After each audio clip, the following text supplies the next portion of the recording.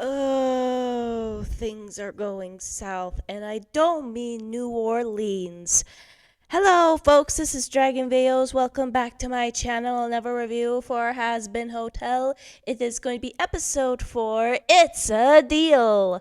This is going to actually focus more on the plot of this episode, and man, there's a lot to talk about, mostly in terms of plot points, and things are not looking very good for the hotel right now. Let alone not looking good for Alastor, that's for sure. So the episode begins with Charlie getting ready to go to 666 News. Vaggie tries to convince her to drop this and just leave it well enough alone because Katie Killjoy is one, a very hateful homophobic, and two, she at time trans belongs to Vox. So I'm pretty sure that they'll still screw her over no matter even if she's on live TV to set the record straight. This, of course, results in Charlie trying to reassure Vaggie that things will go fine, as well as taking nifty whips in hope that maybe having the little celebrity would actually get sinners to listen to her. As that was happening, Alastor, dealing with a very serious injury, on top of a broken staff, he finally got fed up with Lucifer's taunting and decides to quit. Which, of course, really makes things worse for the hotel at some point. And to top it all off, he heads over to Rosie, where we learn that she is the owner of his soul. Apparently, back when he was alive, he made a deal with her of trying to be the most powerful sinner in hell, considering he knows that's where he's going to end up at the end of his life. Ironically enough, and this became canon, he got shot in the head for being mistaken as a deer.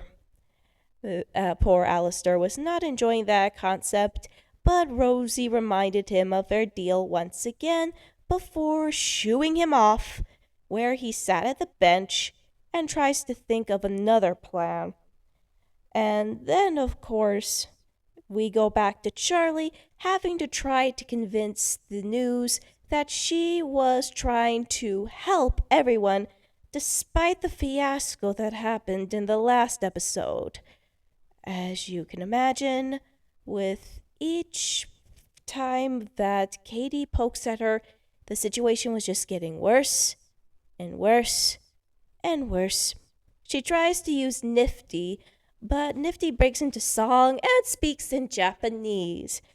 Oh Lord! You'd think that being a businessman for centuries, that Vox would even bother to throw in some Japanese translation, or at least some translation to foreign languages.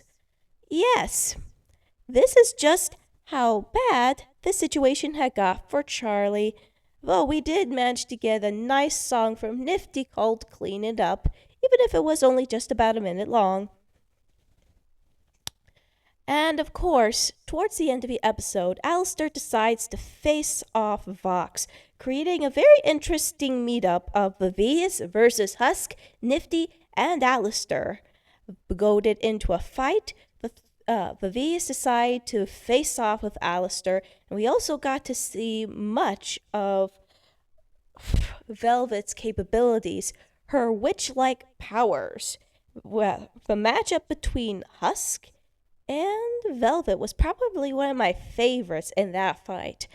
But when Nifty was pinned by Valentino, Alastor decides to have the goons being called off and makes a deal with Vox, one that he couldn't refuse.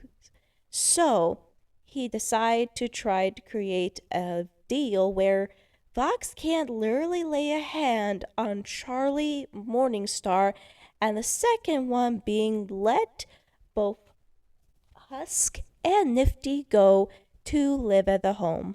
So, from towards the end of the episode, Vox gets exhilarated, never considering the backlash of this deal, and then, of course, havoc ensues, with Charlie being pushed out of a studio, and then Alastor being put through humiliation upon humiliation in the most painful way possible, especially towards the end where Fox and Valentino were having a special moment together, and Alistair had to watch it all. It was also by then, towards the end of the episode, we learned that Vox really admired Alistair and that Alistair rejected him in the most painful way possible. Oh,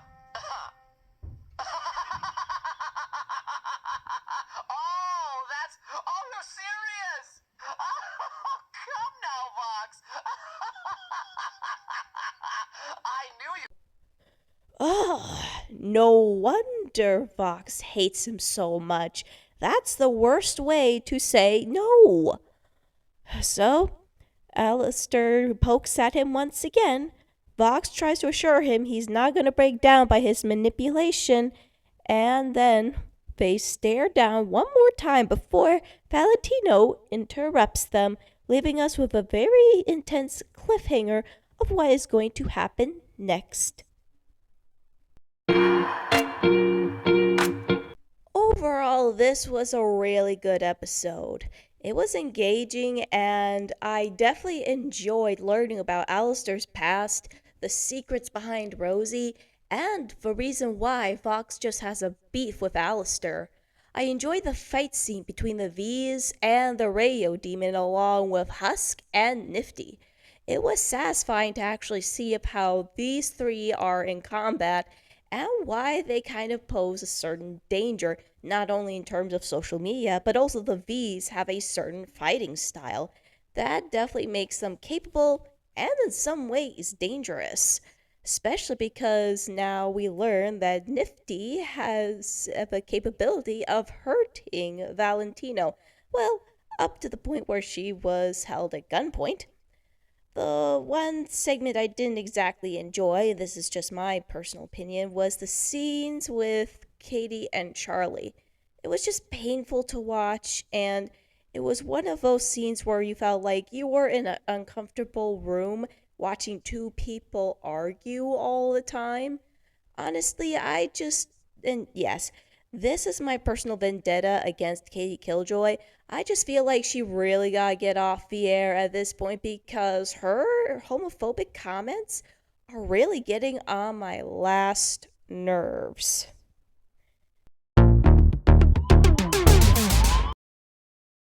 Okay, I say there's three MVPs in this episode that definitely deserve recognition. Definitely Alastor, because not only for his backstory being interesting enough, but he made a deal just so he would actually be strong in hell, knowing full well what was going to happen to him.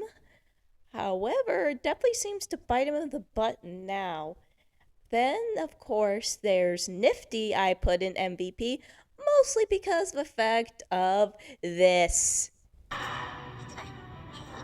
boy. You again? Ow, fuck!